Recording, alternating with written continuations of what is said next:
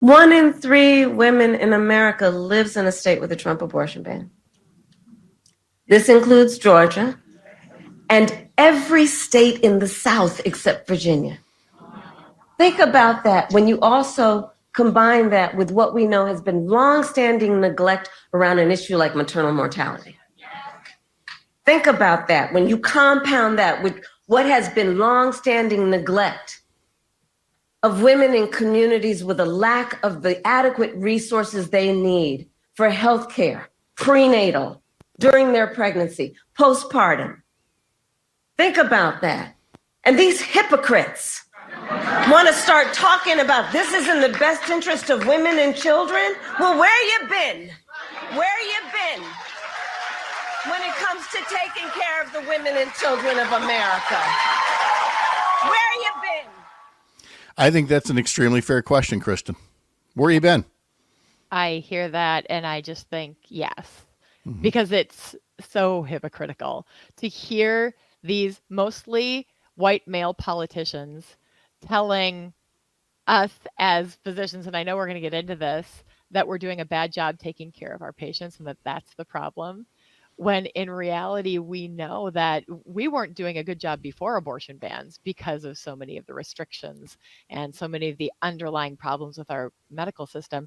But now, in 1 in 3 states in this country, women who are pregnant are 3 times more likely to die related to their pregnancy. We know this. And not just that, but in states like Texas, because of their abortion bans, babies are more likely to die. 12% infant mortality has risen. 12% more babies are dying in Texas because of this lack of access to health care.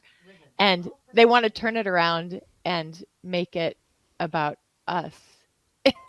I mean, come on. No. Again, there is so much. I don't know what's the word I'm looking for. Neglect, political neglect, maybe. Political malpractice? Political malpractice is indeed probably a better way of putting it. And so, I was just glad to have the vice president talk like that. And it's something that she continues to get points for, is turning around what had been long simmering frustration that Democratic candidates wanted to avoid talking about abortion rights whenever they could, or they just kind of gloss over it and kind of give it some passing reference. And as you know from your past couple of years here, the conversations have had become much more detailed. Because look what happens when you try to ignore the problem, it doesn't go away. They end up passing the Dobbs decision and taking away your rights. Right. We have to talk about these things, and people are finding their voices and talking about them. Abortion is not a rare thing. 1 in 4 women in this country will have abortions for lots of different reasons. And as a doctor who has these confidential conversations with people in the exam room, it breaks my heart every time somebody has to go public with their story. But that's the only way to get this information out there. And it makes me so very angry when we are accused by people for fear-mongering, for simply telling these stories. It's not fear-mongering. You're doing the fear-mongering by pointing the finger back at these people who are just sharing their experiences.